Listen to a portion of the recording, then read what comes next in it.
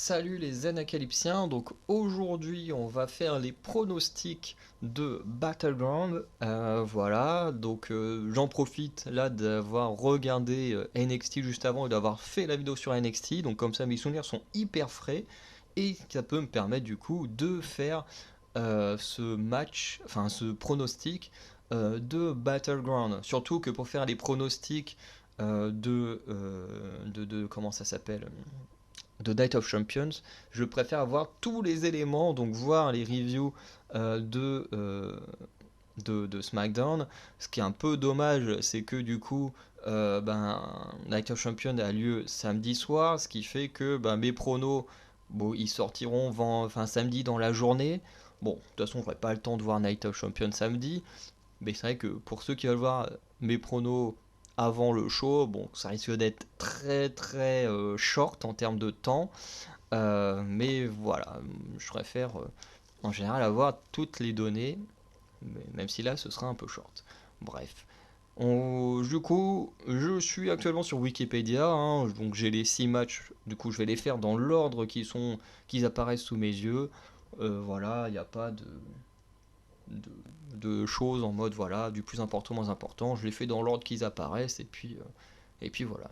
Donc en premier, nous avons Carmelo Hayes en tant que champion de NXT, accompagné de Trick Williams face à Braun Breaker dans un match simple. Voilà. Donc pour le titre de NXT, alors c'est très difficile de savoir qui va gagner. Parce que on a un Braun Breaker ultra dominant depuis qu'il est passé heel, qui détruit tout le monde, dont Carmelo Hayes à plusieurs reprises.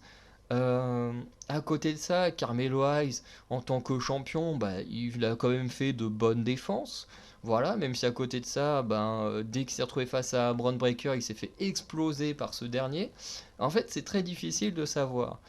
Parce que soit Braun Breaker remporte à nouveau le titre et NXT, enfin ceux qui gèrent NXT lui donnent un nouveau run euh, en tant que heel, ce qui pourrait être hyper intéressant. Mais alors là, il faut construire quelqu'un d'hyper fort hein, pour détruire ce nouveau Brand Breaker. Déjà que l'ancien, la version face, était déjà compliqué à déloger, mais alors cette version heal est encore plus compliquée, elle est encore plus puissante et tout. Donc, est-ce que si on donne le titre à Brand Breaker, quelqu'un d'assez fort pourrait être créé pour le vaincre?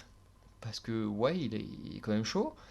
Euh, ou est-ce qu'on fait quand même conserver le titre à Carmelo Hayes en sachant que Carmelo Hayes, pour l'instant, s'est fait dégommer par Breaker à chaque fois qu'ils se sont fait face, à part à Stand and Deliver.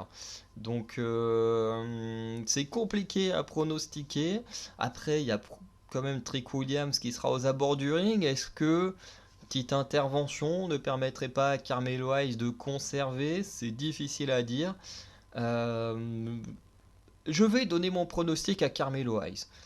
Voilà, je vais pronostiquer Carmelo, même s'il y a des chances que Breaker puisse l'emporter.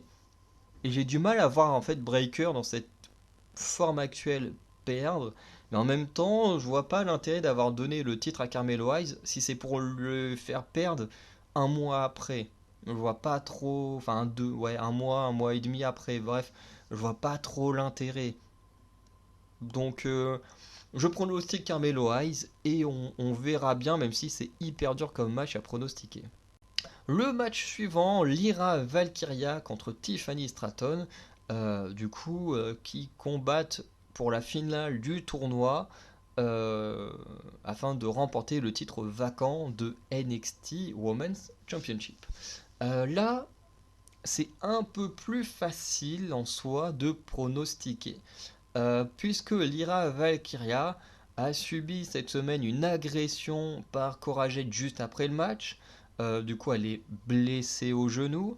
Après, c'est vrai que jusqu'à dimanche, ça laisse du coup mercredi, jeudi, vendredi, samedi, dimanche, ouais, à peu près 5 jours pour se reposer, se remettre du genou.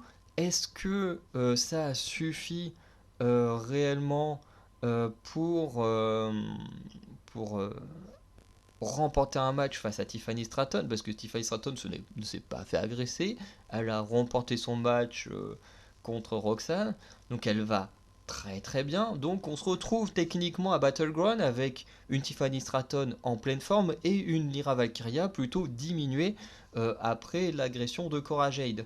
Donc j'ai envie de dire, de donner mon pronostic à Tiffany Stratton, qui est clairement plus apte à remporter ce titre, même s'il ne faut pas non plus sous-estimer Valkyria.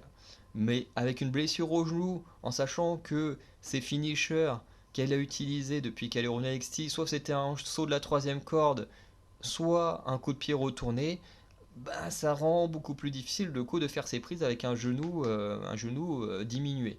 Donc on verra bien, mais je pense que notre nouvelle championne de NXT sera Tiffany Stratton. Le troisième match, Noam Dar contre Dragon Lee dans un... Alors ça s'appelle le British Rounds Rules Match, j'ai aucune idée de ce que c'est, pour le NXT Heritage Cup. Donc euh, j'essaye juste de regarder ce qu'on nous dit là-dessus. Mais. Non, attends, match consiste à 6 3 minutes round. Attends, est-ce qu'il y a une version française de cette page? Ce sera peut-être plus facile, oui. Mince, qu'est-ce que j'ai fait?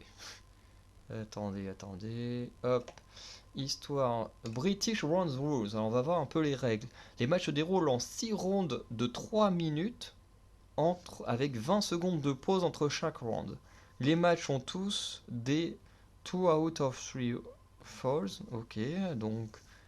Ok, un tombé est attribué en. Oula, attends, un tombé est attribué en cas de tombée, soumission ou décompte. Ah oui, ok, plutôt un point est attribué. Bon, la traduction est pas top. Lorsqu'un tombé est attribué, le round se termine. Ok, donc s'il y a un tombé avant les 3 minutes, le round se termine. Le match se termine lorsqu'un catcheur réalise 2 tombées sur 3. Ok. En cas de disqualification ou de KO, le match se termine même s'il n'y a eu aucun tombé avant. Et si les steel rounds sont terminés, ce catcheur qui a réalisé le plus de tombées qui l'emporte. Ok, bon. Les règles sont pas hyper claires, mais parce que je crois qu'il y a eu une vignette pour l'expliquer, mais j'ai pas vraiment suivi la vignette suffisamment assidûment pour bien la comprendre. Euh, Bref. Du coup, voilà, stipulation et tout, en sachant. Alors, c'est vrai que c'est difficile à savoir parce que d'un côté, on a Dragon Lee qui a toutes les chances de remporter cette coupe, voilà, cet héritage de NXT UK. Donc, d'un côté, Dragon Lee pourrait être clairement ce vainqueur, puisque je crois de mémoire que Dragon Lee n'a perdu que les matchs à plusieurs. Je ne crois pas qu'il ait perdu de match en un contre un, ou du moins j'en ai pas le souvenir. Et du coup, il a clairement les chances de remporter cet héritage. À côté de ça, Noam Dar a cette coupe depuis hyper longtemps. Alors forcément, dans le temps où il était à NXT, je crois que dans la vignette, il mettait qu'il l'a eu pendant plus de 500 jours, qu'il l'a remporté 2 fois de suite, un truc comme ça. Enfin bref, le mec, il connaît la stipulation, il maîtrise du coup cette stipulation. Voilà, il contrôle bien cette coupe. Donc Noam Dar, techniquement, a un avantage sur Dragon Lee. Du moins déjà de connaître la stipulation et du coup de l'avoir remporté plusieurs fois pour avoir conservé cette coupe pendant plus de 500 jours. Voilà, si à chaque coupe, parce que je crois qu'il a remporté la coupe à 2 reprises de suite, bah, ce qui fait que voilà, il maîtrise la stipulation à fond. Après, d'un côté, tu vois, c'est pas que j'ai envie que Dragon Lee perde, mais en même temps, je me dis, est-ce que Dragon Lee, alors je mets des grosses guillemets sur le mot mérite, hein, mais est-ce qu'il mérite l'héritage de NXT? Dans le sens où Dragon Lee, c'est ses débuts à NXT. Bon, il a fait ses débuts il y a quand même un petit moment maintenant, il y a quelques mois, mais je veux dire, ça reste quand même un catcheur nouveau, une légende au Mexique, ou du moins, ouais, c'est au Mexique, je crois qu'il vient. Là-bas, ça doit être un très gros catcheur, un ancien champion et tout, mais ça n'empêche que à NXT, c'est ses débuts. À côté de ça, on a Noam Dar qui est expérimenté, qui a un vrai NXT guide. Et pour moi, j'ai envie de pronostiquer Noam Dar pour cette raison. Pour moi, la coupe doit se propager à travers des gars de NXT. Alors c'est vrai que Dragon Lee peut totalement l'emporter, hein, c'est pas le problème. Mais pour moi, si par exemple ça avait été Noam Dar contre Tyler Bate ou Nathan Fraser par exemple, plutôt Nathan Fraser puisque il fait partie un peu de cette rivalité, bah pour moi ça aurait été plus compliqué de choisir un gagnant puisque Nathan Fraser étant également un gars de NXT, et ben les deux auraient pu défendre leur valeur de NXT, le fait d'avoir été à NXT UK, le fait d'être à NXT maintenant et tout. Je sais pas si vous comprenez ce que je veux dire, hein. À aucun moment je dis que Dragon Lee ne mérite pas cette coupe, mais je veux dire par rapport à l'histoire de NXT, ben Noah Dar a déjà donné beaucoup de choses à NXT du côté de UK, alors que bah, Dragon Lee vient juste d'arriver, n'a pas encore eu l'occasion de prouver énormément de choses puisqu'il a perdu ses matchs pour le titre, notamment nord-américain. Et du coup, ben, j'ai envie de donner mon pronostic à Noam Dar, même si, en fonction de mes raisons à moi, même si, du coup, Dragon Lee peut totalement l'emporter également. Ensuite, on a le triple menace Wesley contre Tyler Bate contre Joe Gacy pour le titre nord-américain. Alors là, c'est un peu compliqué, pareil, de déterminer qui peut l'emporter, parce que Tyler Bate a les capacités de remporter ce titre. Joe Gacy a les capacités de remporter ce titre, surtout que sur la version française du Wikipédia, c'est bien précisé que Ava Raine accompagne Joe Gacy. Et ça, je pense que c'est très important de le noter, c'est que si elle est présente, elle peut intervenir en faveur de Joe Gacy. Après, est-ce que ce serait suffisant pour que Joe Gacy gagne? On ne sait pas. Mais les trois hommes ont la capacité de l'emporter. Et en vrai, je vais faire un pronostic complètement à l'opposé de ce que j'aimerais, mais je vais pronostiquer Joe Gacy. Pourquoi je vais pronostiquer Joe Gacy? Déjà de 1 parce qu'il a quelqu'un à ses abords qui peut intervenir dans le match sans que l'adversaire prenne le dessus. Je veux dire que si on avait dit que The Dyad était avec Joe Gacy, bah, Tyler Bate ou Wesley peut frapper The Dyad puisque ce sont des hommes. Que là, le fait que ce soit Ava Raine, elle peut intervenir dans le dos de l'arbitre sans que Wesley ou Tyler Bate la frappent puisque c'est une femme. Du coup, ils ne le feront pas. De plus, on a le comportement de Wesley qui cette semaine était plutôt énervé, bien qu'il reste toujours un peu face. On sent quand même de l'énervement et pourquoi pas Wesley pourrait perdre à cause des actions de Tyler Bate dans le match et que Joe Gacy de manière opportuniste prenne le titre nord-américain et qu'on ait un heel turn de Wesley. Alors ce que je raconte c'est complètement dingue, il y a très peu de chances que ça arrive, mais imaginez que ça arrive. Imaginez Joe Gacy de manière opportuniste remporte le titre pendant que Wesley et Tyler Bate sont en train de se battre entre eux, que Wesley perde son titre même sans prendre le tombé à cause de Tyler Bate, et que du coup il pète un câble et il fasse un heel turn sur Tyler Bate, ça pourrait être incroyable. En vrai, ça pourrait être incroyable. Ça me ferait chier que Wesley perde le titre, mais si ça devait arriver, ce serait incroyable, et pour ça, j'ai envie de pronostiquer Joe Gacy. Voilà. Le match suivant, c'est un last man standing entre Ilya Dragunov et Dijak. Alors, match qui du coup va sûrement, enfin c'est même pas sûrement, va utiliser des objets parce que le last man standing, c'est un match où faut être KO au sol pendant que l'arbitre compte jusqu'à 10 pour que ton adversaire l'emporte. Et là, on a deux hommes très différents. On a Dijak qui se dit pouvoir briser n'importe quel homme, voilà, n'importe lequel. Mais on a vu dans les vignettes il y a 2 semaines qu'il n'a pas réussi à briser Dragunov, enfin, plutôt la semaine dernière. Donc voilà, ce qui fait que Dragunov est ce seul gars que Dijak n'arrive pas à briser. Bon, en même temps, Dijak n'a pas encore tenté de briser tout le monde, hein, parce que je pense que si vous voulez tenter de briser le nouveau Brand Breaker, il aurait une sacrée épine dans le pied aussi. Mais voilà, en tout cas, sur ceux qu'il a voulu briser, Dijak se dit avoir brisé tous les hommes et que voilà, il peut briser n'importe qui. Donc, techniquement, si Dijak l'emporte, c'est dans ce sens où il aura réussi à détruire Dragunov. À côté de ça, Dragunov, eh ben, à l'heure actuelle, c'est le seul qui résiste à la torture de Dijak.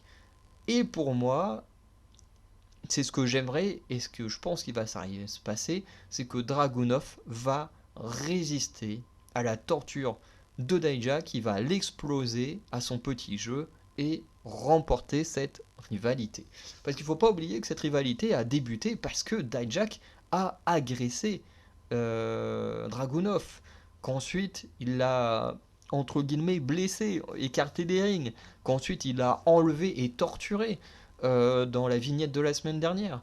Donc Dijak apparaît très clairement comme le gros méchant de cette histoire, tandis que Dragunov ne fait que résister aux tortures de son adversaire, ne fait que se défendre et se venger de ce que son adversaire lui a fait subir. Donc pour moi, la belle victoire serait celle de Dragunov et du coup je pronostique une victoire de Dragunov. En plus dans un match comme le Last Man Standing où tu peux absolument tout faire, ben ça n'enlèverait pas trop d'importance à Dijak ou de puissance, quoi. Il restera quand même fort dans sa défaite, à mon avis, avec tout ce qui sera utilisé dans leur match, dont je pense très certainement les escaliers qu'ils ont tendance à absolument vouloir utiliser. Et le dernier match à pronostiquer, c'est Gallus, donc Mark Coffey et Wolfgang, accompagnés de Joe Coffey, important de préciser, face aux Creed Brothers, très certainement accompagnés de Ivy Nile ou pas, mais voilà, on verra, pour les titres par équipe de NXT. Et pour moi, c'est clairement le moment de changer de champion. Je l'ai déjà dit la semaine dernière dans ma review, mais pour moi, là, il est temps qu'on arrête là, que les Creed Brothers deviennent champions, parce que c'est vrai que Gallus, bah, en tant que personnage, parce que dans le ring, encore ça va, mais en tant que personnage, ils sont pas passionnants, ils sont pas du tout passionnants, quoi. Et pour moi, il est temps que leur règne s'arrête et qu'ils essayent de se renouveler. Après, le problème, c'est Joe Coffey. On a Joe Coffey qui va être là, qui va pouvoir intervenir. Ivy Nile, c'est pas du tout son style d'intervenir. Elle pourra peut-être s'opposer à Joe Coffey, essayer de l'en empêcher, mais bon, voilà, on en doute. Après, chose importante, c'est Stax. Parce que on a vu que Angelo a été arrêté à travers des petites vignettes durant l'épisode de cette semaine. Et du coup, bah, ce qui fait que Angelo n'est plus là pour l'instant et que bah, Stax doit se débrouiller tout seul, doit survivre tout seul à NXT. Et du coup, cette semaine, on l'a vu venir en aide aux Creed Brothers parce que bah voilà, Gallus a agressé les Creed Brothers et du coup, ils étaient à 3 contre 2, ils avaient un avantage et Stax est intervenu et a repoussé les Gallus. Pourtant, ils étaient tous les Creed Brothers et la Tony D'Angelo Family étaient en train de s'affronter il n'y a pas si longtemps. Mais je crois que Stax a plus de haine envers Gallus que les Creed Brothers. Et du coup, il est prêt à aider les Creed Brothers. Ce qui voudrait dire que à Battleground, si Joe Coffey tente d'intervenir, on a possiblement Stax qui pourrait réintervenir comme cette semaine afin d'empêcher Joe Coffey d'aider Gallus et du coup les Creed Brothers pourraient l'emporter. Du moins, moi, de toute façon, j'ai envie que les Creed Brothers soient champions, donc je pronostique les Creed Brothers parce que je pense qu'ils méritent très clairement de devenir champions et en plus ils ont clairement ce qu'il faut pour l'être. Donc voilà, mon dernier pronostic de cette vidéo, Creed Brothers, nouveau champion par équipe. Donc on va faire une petite conclusion de cette vidéo. Donc pour conclure, je mets Carmelo Hayes qui conserve son titre, même si ce sera très certainement très très compliqué. Tiffany Stratton, nouvelle championne de NXT. Noam Dar qui conserve sa coupe héritage de NXT, Joe Gacy qui remporte le titre nord-américain et un heel turn de Wesley, j'y crois peu, mais je kifferais trop. Dragunov qui remporte sa rivalité contre Dijak et les Creed Brothers, peut-être avec une aide de Stax, qui deviennent les nouveaux champions par équipe. Voilà. N'hésitez pas à me dire ce que vous en pensez, à me donner vos pronostics de NXT Battleground qui aura lieu dans la nuit de dimanche à lundi. Et du coup, on se dit à très bientôt pour de nouvelles vidéos. Salut les Anacalypsiens!